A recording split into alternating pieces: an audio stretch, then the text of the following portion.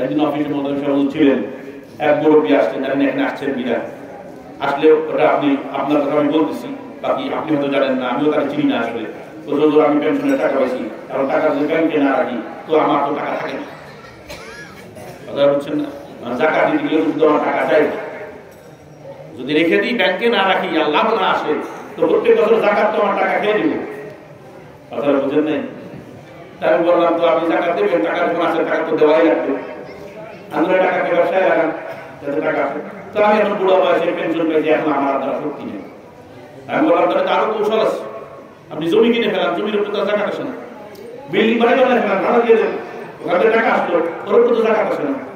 কত কৌশল শিখায় ঘুরে ঘুরে শুধু ঘুরে কখন আমার দ্বারা হবে না, সেই হবে না, ওই হবে না, সেই হবে না। আসল কথা আমি সুখ খাবো, আপনি হালাল করে দেবেন। রমজানে আসলো দুজন কি করে, আসল কথা হলো যে আমি সুখ খাবো, আপনি হালাল করে দেবেন। সব মূল হলো এই জায়গাটা, অত কষ্ট করতে পারবো না। বিনিময়বিহীন যখন লাভ আসবে, খেয়াল করবেন, পরিশ্রমবিহীন যখন লাভ আসবে সতর্ক হয়ে যান। দেখেন আসলে হালাল কিনা, আমার পরিশ্রম নাই, কোনো কষ্ট নাই, টাকাটা দিলাম আবার লাভ আসলো, সতর্ক হয়ে যান। সুদ হওয়ার সম্ভাবনা বেশি, সুদ হওয়ার সম্ভাবনা। আধুনিক যত মার্কেটিং আছে খুব সতর্ক থাকবেন। আধুনিক মার্কেটিং সব হারাম তো আমি বলতেছি না, কিন্তু সব এখন বিস্তারিত বলতে পারবো না, সংক্ষিপ্ত বলে দিচ্ছি। সতর্ক হয়ে যান, এই সমস্ত মার্কেটিং হালাল না হারাম। ব্যবসা তো আল্লাহ হালাল করছে, তো ব্যবসায় লাগান টাকা, ব্যবসায় লাগান।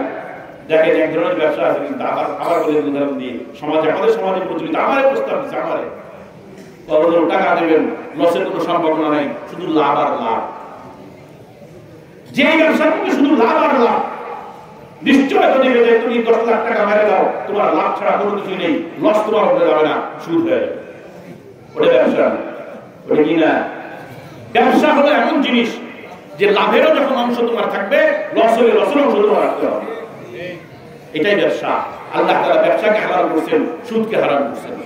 অর্থের বিনিময়ে যখন অর্থ আসবে, খেয়াল করতেছেন আপনারা, অর্থের বিনিময়ে অর্থ যখন আসবে, মাঝে কোনো পণ্য নাই, কিছুই নাই, কিন্তু অনেক সময় ধরা হয় যে তুমি এই যে 1 লাখ টাকা আমার ব্যবসায় লাগাইলা, তোমার আমি 1 লাখ টাকার পণ্যের মালিক বানাই দিলাম। ব্যবসার ক্ষেত্রে পণ্যের মালিক তো হতে হবে, পণ্য থাকতে হবে। কি থাকতে হবে? পণ্য থাকতে হবে। আর আমাদেরকে বুঝায় দেয়, ভালো করে বুঝেন, অর্থের বিনিময়ে যদি অর্থ আসে, আর এই অর্থের বিনিময়ে অর্থে যদি কম বেশি হয়ে যায়, হারাম হবে, সুদ হবে। যে কোনো সুরতেই সামনে আসুক না কেন, যখনই দেখবেন আমি শুধু অর্থ দিচ্ছি, আমার অর্থ আসতেছে, মাঝখানে আমার কোনো কাজ নেই, সতর্ক হয়ে যান, ওলামায়ে কেরামের দ্বারস্থ হন। বুঝছেন এই কথাটা? অর্থের বিনিময়ে অর্থ আসতেছে, কম বেশি হয়েছে, সতর্ক হয়ে যান, খবরদার। ঋণ দিলাম, আমি ঋণ দিলাম একজনকে 1 লাখ, ফিরতেছে কত? 1,20,000। সতর্ক হয়ে যান, হারাম। কথা বুঝছেন নি?